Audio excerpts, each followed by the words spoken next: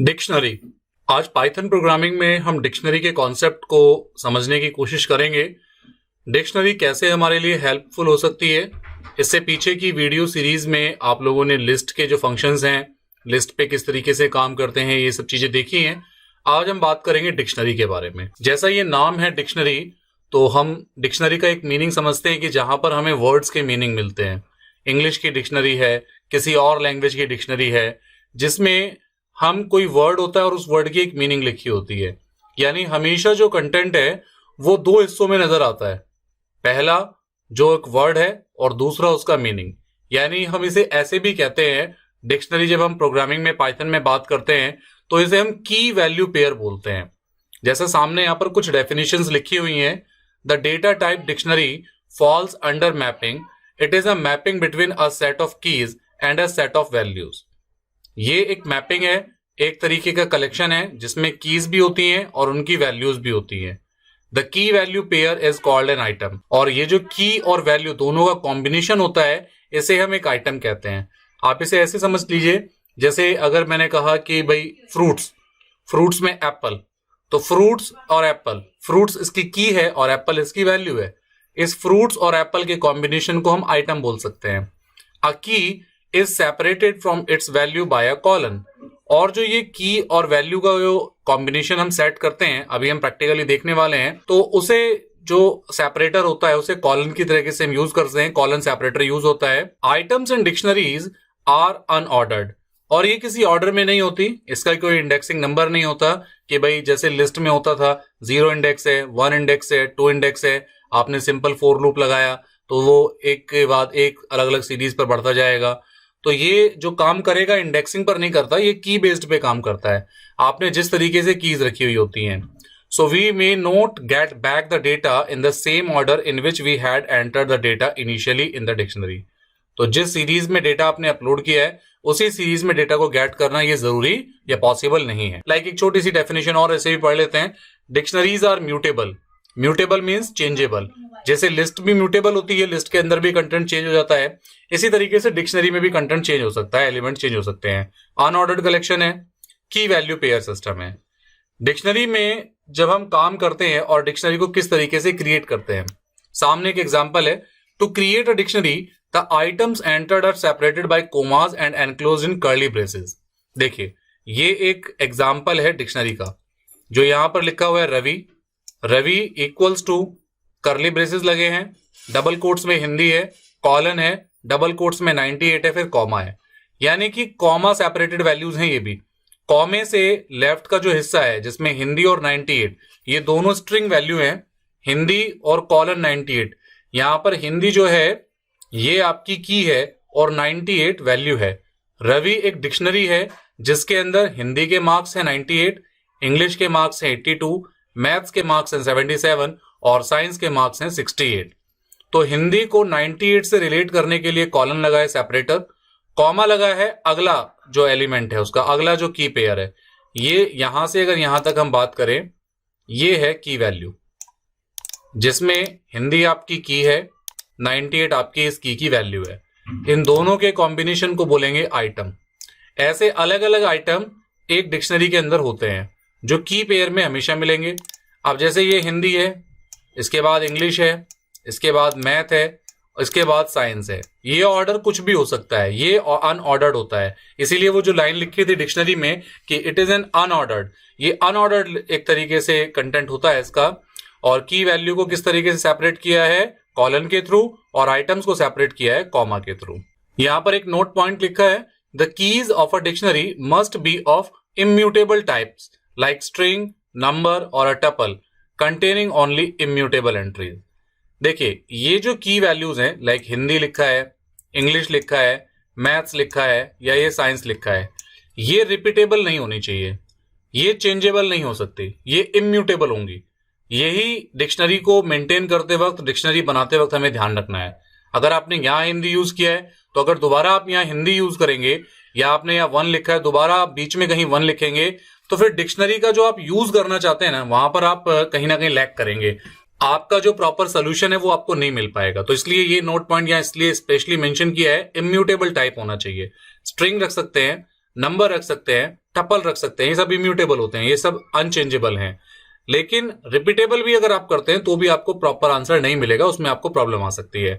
होगा ये कि अगर आपने यहां 1 रखा है, यहां 1 रखा है, अब आप इस 1 को कॉल करेंगे तो ये 98 प्रिंट करेगा या 77 प्रिंट करेगा, तो ये कंफ्यूजन हमेशा कॉन्फ्लिक्ट करेगी। तो ये बात भी आपको यहाँ नोट करने वाली है, जो पॉइंट यहाँ लिखा नहीं है लेकिन मैं आपको बता रहा हूं कि डिक्शनरी में इस तरीके से भी आपको ध्यान रखना पड़ेगा। कुछ कैरेक्टरिस्टिक है डिक्शनरी के एलिमेंट्स के, अनऑर्डर्ड सेट होगा, सीक्वेंस नहीं होगा, इंडेक्स जो होगा वो कीज के थ्रू होगा, नंबर्स के थ्रू नहीं होगा, कीज मस्ट बी यूनिक। देखिए ये लाइन यहां पर आ गई है, जो कीज होंगी वो यूनिक होनी चाहिए, वो डुप्लीकेशन उसका नहीं होना चाहिए। डिक्शनरीज आर म्यूटेबल, जो डिक्शनरी है वो चेंजेबल है, इसके कंटेंट को बीच में चेंज किया जा सकता है। बात करते हैं डिक्शनरी कैसे क्रिएट करते हैं। चलते हैं प्रोग्रामिंग की स्क्रीन पर, स्पाइडर प्रोग्रामिंग पर आते हैं हम। लेफ्ट हैंड साइड पर आप देख रहे हैं कुछ मेथड्स हैं डिक्शनरी को क्रिएट करने के लिए। जैसे पहला लिखा हुआ है यहां हैशटैग में कमेंट में लिखा है to create an empty dictionary put 2 curly braces. ये लिखा है D1 और D1 के आगे हमने 2 कर्ली ब्रेस लगा दिए हैं। इसका मतलब ये एक एम्प्टी डिक्शनरी बन गई है। और जब आप इसका D1 का टाइप प्रिंट करेंगे और D1 को प्रिंट करेंगे, मैंने ये इतना हिस्सा सेलेक्ट किया, मुझे केवल ये कोड रन करना है, अभी नीचे के कोड पर हम नहीं चल रहे हैं। तो देखिए प्रिंट जो टाइप हुआ वो उसने दिखा दिया कि ये डिक्शनरी टाइप का है, यानी डिक्शनरी बन चुकी है। D1 एक डिक्शनरी का टाइप है और इसके अंदर क्या वैल्यू है, कुछ नहीं है, खाली है, नथिंग है। तो ये एक एम्प्टी डिक्शनरी है। जब आपको कोई खाली डिक्शनरी क्रिएट करनी होती है तो आप इस तरीके से क्रिएट करते हैं। उसके बाद आते हैं यू कैन एनक्लोज की value pairs directly in curly braces. जैसे यहां लिखा है फ्रूट्स, फ्रूट्स में एप्पल, एप्पल का कॉलन लगाया रेड, बनाना का कॉलन लगाया येलो, पपाया का कॉलन लगाया हमने येलो। तो यहां पर और अब हम फ्रूट्स को प्रिंट कराते हैं। देखिए ये भी एक डिक्शनरी है, डिक्शनरी का नाम फ्रूट्स है। फ्रूट्स के अंदर एप्पल रेड, ये एक की वैल्यू पेयर है, बनाना येलो, ये एक की वैल्यू पेयर है, पपाया येलो, ये एक की वैल्यू पेयर है।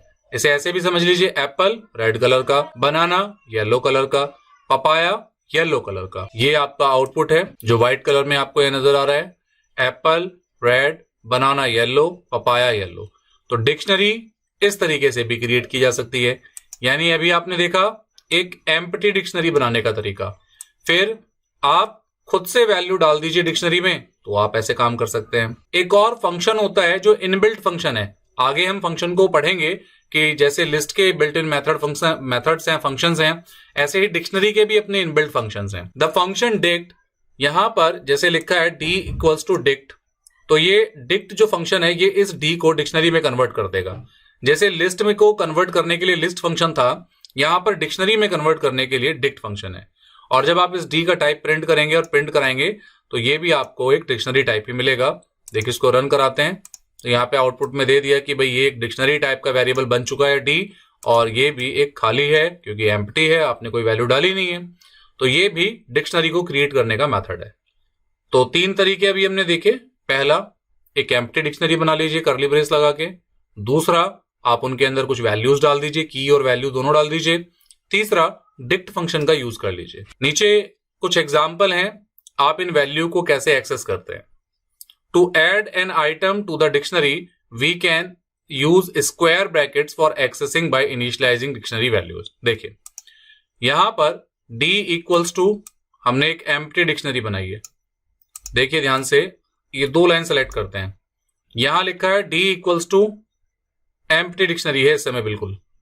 जब आप d1 इक्वल्स टू 1, यानी हमने क्या किया, ये जो 1 है ये की वैल्यू है और ये जो सामने ONE1 लिखा है ये वैल्यू है, ये की है, ये इसकी वैल्यू है।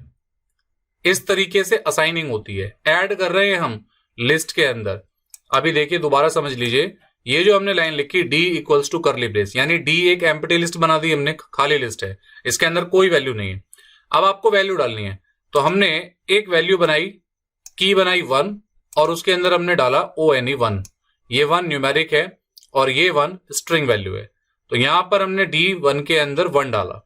ऐसे ही हमने एक और की बनाई 2, उसके अंदर 2 डाला। एक और की बनाई 3, उसके अंदर 3 और 4 डाला। ये 3 और 4 ये एक लिस्ट है। जैसे लिस्ट के अंदर लिस्ट आ सकती थी, डिक्शनरी के अंदर भी लिस्ट आ सकती है। यानी एक डिक्शनरी की की वैल्यू लिस्ट भी हो सकती है। यानी कि यहां पर 2 अगर की वैल्यू है तो ये 2 उसकी वैल्यू बन गई। अगर ये 3 की है तो ये 3 और 4 ये दो जो लिस्ट आइटम होगा एक तरीके से, ये लिस्ट भी इस 3 की वैल्यू बन जाएगी। ऐसे ही ये 5 और 6 ये टपल के अंदर है, क्योंकि जो स्क्वायर ब्रैकेट में होता है और कॉमा सेपरेटेड है तो ये आपकी लिस्ट आइटम है। ये कॉमा सेपरेटेड है लेकिन स्मॉल ब्रैकेट में है तो ये टपल आइटम है। और एक डिक्शनरी की दूसरी डिक्शनरी भी बन सकती है, यानी इसे नेस्टेड डिक्शनरी हम कहेंगे। एक D5 यानी कि 5th उसकी की है और इस 5th की ये वैल्यूज हैं जो खुद एक डिक्शनरी है। यानी एक डिक्शनरी के अंदर की वैल्यू यानी जो की है उसकी जो वैल्यू है वो खुद एक डिक्शनरी भी हो सकती है। तो यहां पर यही समझाने के लिए ये एग्जांपल यहां डाले गए हैं। और उसके बाद डी राम यानी इस डी डिक्शनरी के अंदर राम नाम की भी की है और उसकी वैल्यू सीता है। अब हम इस प्रिंट कराते हैं इस डी को, तो देखिए क्या आउटपुट आएगा। हमने ये सिलेक्शन किया, इतना हिस्सा रन कराते हैं। अब देखिए ये अब जब प्रिंट कराएंगे तो यहां पर ये 1, तो 1 की वैल्यू 1 आ गई क्योंकि आपने यहां एक 1 की बनाई थी और उसके अंदर 1 वैल्यू डाली थी। कॉमा सेपरेट हो गया, फिर आपने 2 एक की रखी, उसकी वैल्यू 2 रखी क्योंकि ये आपने यहां पर भी 2 और उसकी वैल्यू 2 रखी। इसी तरीके से 3 रखी, 3 के अंदर एक लिस्ट है। हम यहाँ पे इसको थोड़ा सा जूम इसका कम कर लेते हैं तो आपको देखने में प्रॉपर्ली समझ में आएगा। अब जो ये 3 है ये की है, लेकिन इस की वैल्यू क्या है, ये लिस्ट है। कॉमा देख रहे हैं कहां पर लग रहा है। ऐसे ये 4 है, इस 4 की जो वैल्यूज है ये टपल है। ये 5 है, ये की है, और इसकी जो वैल्यू है वो ये अपने आप में एक लिस्ट है। ऐसे ही राम ये अपने आप में एक वैल्यू है, की है, और इसकी वैल्यू सीता है। तो यहां पर आपको ये समझाने की भी कोशिश की गई है तो डिक्शनरी के अंदर डिक्शनरी भी ऐड हो सकती है। It is called nested dictionary. तो ये कुछ डिक्शनरीज को क्रिएट करने के तरीके थे। डिक्शनरी में आइटम कैसे आप ऐड कर सकते हैं ये एक तरीका था। तो यहां तक आपको डिक्शनरी के बारे में काफी कुछ समझ में आया होगा। आपको फिर भी इस लास्ट वाले एग्जांपल्स में हो सकता है अभी भी कुछ डाउट रह गए हों, तो मैं फिर भी चाहूंगा आप ये वीडियो यहां से थोड़ा सा रिवाइंड करके फिर दोबारा देखें तो डिक्शनरी का ये कॉन्सेप्ट आपको समझ में आएगा।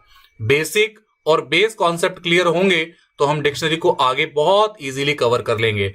और अगर आपने लिस्ट वाली वीडियो नहीं देखी है तो ये मेरी रिक्वेस्ट है आप सबसे कि पहले आप लिस्ट का कॉन्सेप्ट देखिए, तो फिर डिक्शनरी आपको और ज्यादा इजी लगने लगेगी। आई होप जो भी आपकी कमेंट्स हैं, जो भी आपकी क्वेरीज हैं, वो आप हमें कमेंट सेक्शन में जरूर लिखिए, हम उसका जरूर सोल्यूशन करेंगे।